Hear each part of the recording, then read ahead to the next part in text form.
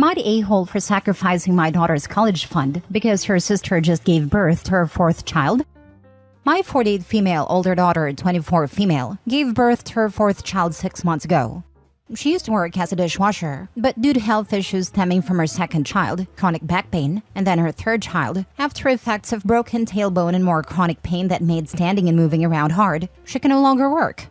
She tried her best, getting an office temp job, but after about a week, the woman supervising her said this isn't working out.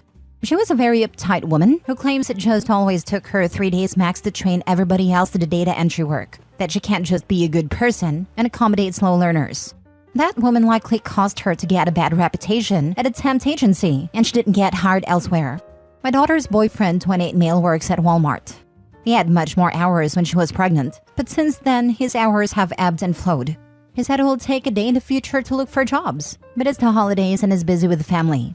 I feel a lot of empathy for my daughter and her boyfriend, and I wish I could help them out more. But I myself, a single mom working for a nursing home where I struggle to get full-time hours. And my ex ran up a lot of debt in both our names, and is now living in another country.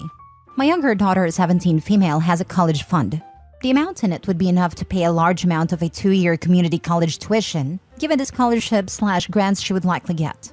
She's applied to 4-year universities, with the understanding that she'd be taking out loans and working, so she's deciding between 4 years and community college. The other issue dropped after my older daughter's landlord found out that they were having her boyfriend's brother and girlfriend living in their 1-bedroom, in exchange for them helping with the rent, and they got evicted. My daughter agrees it was wrong to lie to the landlord, and both parents are depressed because her boyfriend got a job offer once stayed away, and they would have to move from their support network. They came to me asking for help so they could have more time to find financial stability here. I was torn, but seeing my grandkids, I knew my duty was to care for the most vulnerable in the family. So I will be making calls to liquidate my daughter's college fund, saying yes to understanding the penalties, and told my daughter this. She got very cold and said, "You always brag about having a good memory. I hope you remember this moment then." She has not spoken to me since. Spent Thanksgiving inquiring with family friends to see if hospitals are keen to hire college students for kitchen or reception or anything. Made some cryptic posts about how she hopes she'll be grateful one day that she won't have the privilege of studying anything outside of something technical because she needs something where she'll always be able to find a job in. Am I the a-hole? Now for the top comments. So your oldest daughter could barely afford 3 kids, has chronic pain, no job, and decided a 4th child would be a great idea? And then you thought the best solution was to anger your other daughter and mess with her future, when there was an option of them moving so they could get more money? Of course you're the a-hole. You're the a-hole. How can you not see what you have just done to your youngest daughter? Recall the advice your daughter gave you. It will be necessary to address the question of why you never see her, and why she refuses to allow you to see your grandkids. When OP's youngest daughter is successful in the future, OP will play the, "See, you didn't need my help anyways. It all worked out. Any difficulties you faced just made you stronger." And then she will wonder why her daughter isn't thanking her for giving the opportunity to do it on her own. Hope you like these 4 grandkids a lot, OP. They're likely the only ones you'll get a relationship with. You're the a-hole.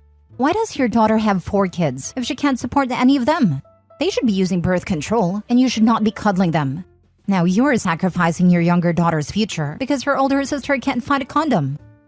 And further, why are they not in any form of aid, even church handouts? Why is the sister to bail out here? The oldest daughter is disabled, and they make Walmart money. They definitely qualify for multiple assistance measures. Medicaid, SSI, SNAP, TANF, work rehabilitation. I mean, even Head Start. This seems like textbook learned/willful helplessness to me. Applying for aid requires recognizing that you're in a bad situation and need to do something about it. The oldest daughter doesn't think she needs to do anything about it, and refuses to acknowledge that she can, because she's learned that if she whines hard enough about things, others will fix her problems for her. She's been raised with no concept of personal ownership over the consequences of her actions, and OP is just reinforcing that again and again. Getting your mom to raid your sister's college fund requires a lot less time and effort than applying for aid for yourself. And the older sister sees nothing wrong with this, as she's obviously become incredibly self-centered and entitled as a result of all this favoritism. Helping family is great, but the way to actually do that is to help them take ownership of their problems, rather than just fixing it for them. The fact that OP didn't realize that she's the problem while tapping this out doesn't give me high hopes that the enablement won't continue. Next story. I kicked my step-granddaughter out of my house. For context, stepchild was evaluated and examined by a psychologist and physician the police department chose. The child showed no sign of abuse. The psychologist said stepchild is a danger to others and needs extensive help, and she advised we keep her away from our family.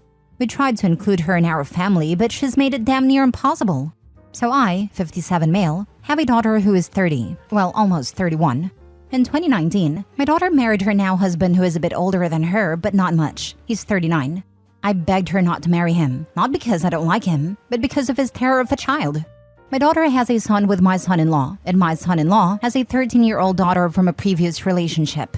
The 13-year-old has made it damn near impossible for my daughter to enjoy her baby.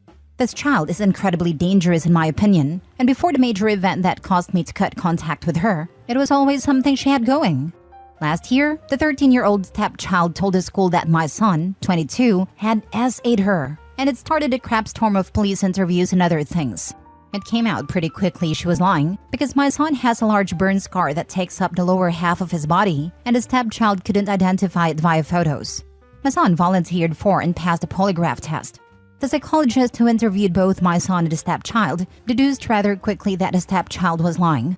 When confronted, the stepchild admitted she was lying because she was angry my daughter wouldn't get her a laptop. We had a situation at Christmas before where I bought my daughter a gaming laptop, and my step-granddaughter wanted it but her tantrum didn't work, so she decided to try and steal it. Still didn't work. I invited my daughter and grandson to Thanksgiving and told my son-in-law he was more than welcome to come but his child was not. He said he understood. So, my daughter and my grandson and my son-in-law show up on Thanksgiving Day. Everything was going well until we hear the front door open and in walks stepchild. Apparently, her mother had gotten wind we were gathered at my house and decided stepchild should be included. I met stepchild at the foyer and told her she wasn't welcome in my home and needed to leave. She got smug, saying, well, my mom's already left, so, and tried to push past me. I held my arms out and stopped her, telling her to get out now. I forced her to back outside and told her she could wait by the mailbox while she called her mom to come get her. This child has never heard no more than a few times. I told my son-in-law he could do what he wanted as long as it didn't involve bringing her in my home. He went outside and came back in to tell us that apparently her mom thought we weren't allowed to gather unless it included stepchild. Her mom ended up coming back to get her only when I called the police. I had her and her mother trespassed. Her mom pitched a fit, but the officers fully understood once I provided proof this brat had lied on my son. Now everyone on my son-in-law's side is saying I'm an a-hole for being mean to a child, but frankly, I'd prefer never to see her again. Not the a-hole. The child obviously has either some type of mental illness or she is lashing out due to the divorce. Either way, she needs therapy and needs to stay with her mother until she gets help. I would not put my child/grandchild in the path of this little liar. By the way, the bio mother just dropped the girl off at Opie's house tells me where the granddaughter gets her attitude. Not the a-hole. If she can make false accusations about your son, she can make false accusations about you or anyone else in your family. She is not safe to have around. Please don't forget that OP has been emotionally abused by this girl. He had the right not to be in the company of his abuser. Not the a-hole. As soon as the girl falsely accused her son of SA, all bets were off. You did the right thing by not allowing her in your house. Maybe she needs mental health help, but that's not your problem. Your responsibility is to your own family. For real, we're approaching Christmas again. If she comes by, she might accuse OP of SA. This is just self-preservation. My cousin did this to an uncle. She had asked him to tickle her in a living room that her parents were both in at a time. Then later, said it touched her inappropriately, even though it was in plain view of several adults. From that moment on, he would not be alone with her. He would not play with her, though she begged many times. She liked the attention the complaint got her, but then didn't like the consequence that he no longer engaged with her. She later accused a teacher of SA when she was in middle school, and it was also found to be a lie. And her family, instead of giving her consequences, packed up and moved to a different state. I hate this, because girls who have serious accusations go through worse hell. My son had to help raise hell when a brat accused this older guy who drove their bus of touching her. She'd pitched a fit because he stopped the van and made her sit down before he moved. So she accused this nice old man because she was mad. Son always sat behind him just to talk. I liked him so was able to confirm nothing happened.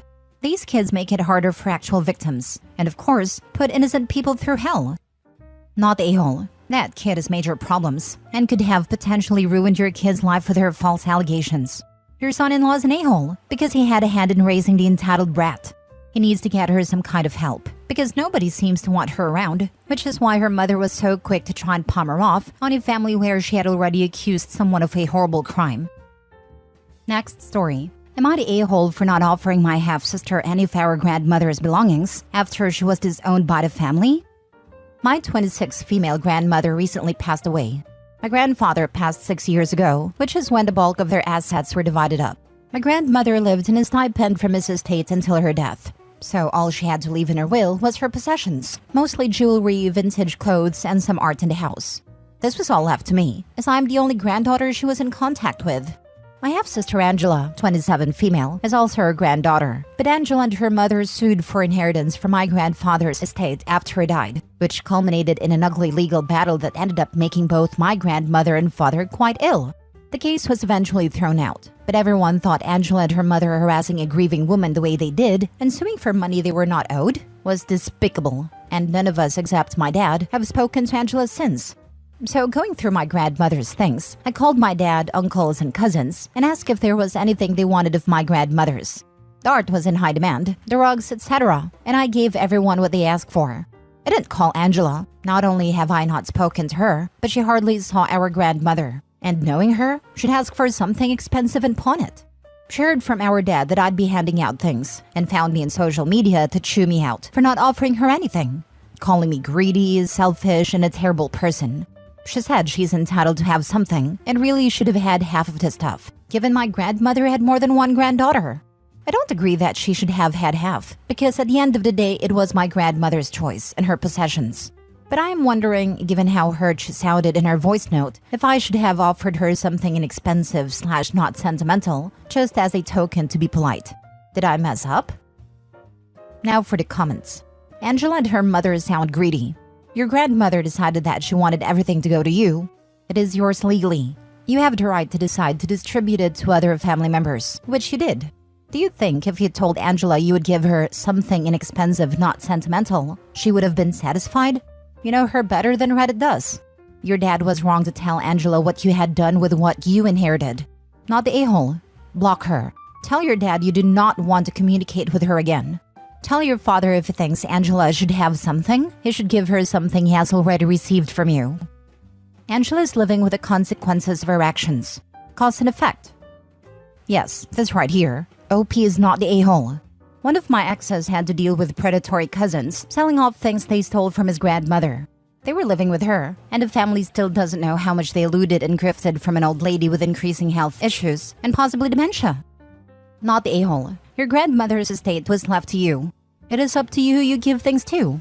Your half-sister has no claim and no right to any of it.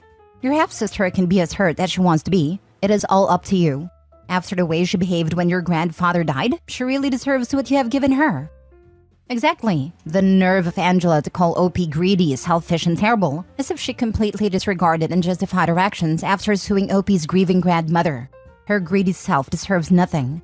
But my petty self would tell her to expect her inheritance in the mail soon and just send her an envelope with $1/1 and a note to go F herself. Not the a-hole.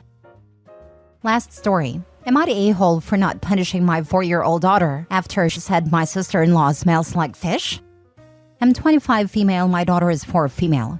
My daughter Leah was sitting with me, her dad, and her baby brother on a couch. This was on Thanksgiving. My sister-in-law came over with her kids and husband. She walked through the door and asked my daughter for a hug. Leah walked over to her and stopped dead on her tracks before saying, "You smell." I corrected my daughter and told her that wasn't nice and she should apologize. But my daughter proceeded to say, "But mommy, she smells like fish." My sister-in-law got angry and started yelling at my daughter about how she was being disrespectful. My daughter started crying and I started yelling at my sister-in-law that she had no right to yell at my kids and that she should have talked to me about the issue instead of yelling at her. She proceeded to say she should be punished for what she said. I told her I would not punish my child for saying what she did. Instead, I would talk to her about her actions. She then left, taking her kids, and called me a crazy witch for not wanting to punish my child. My side of the family is saying that I'm not in the wrong, but my sister-in-law's side is saying that I should have punished her for her actions. Am I the a-hole? If someone smells fish, there isn't a 4-year-old in the world that won't point it out. At least with what went down, smelly fish lady wasn't in your house long enough to stink the place up. I'll never forget when I was a kid, we went with my parents and my grandparents who are from out of town to the old country buffet. There was this horribly fishy smell, but just rancid and disgusting, and I kept asking my parents what it was, and they would kind of giggle and whisper amongst themselves and tell me that they would explain it later. I was maybe 7, and it was just so annoying to me that they wouldn't tell me what it was. And eventually, after we went home, I finally got to talk to my mom privately, and she explained that sometimes older women don't wash their privates very well, and that was the smell. It was so horrifying to hear that as a kid, lol, but I sure made sure to always wash my privates. Any 4-year-old is going to be line of sight level, especially if they're coming in for a hug.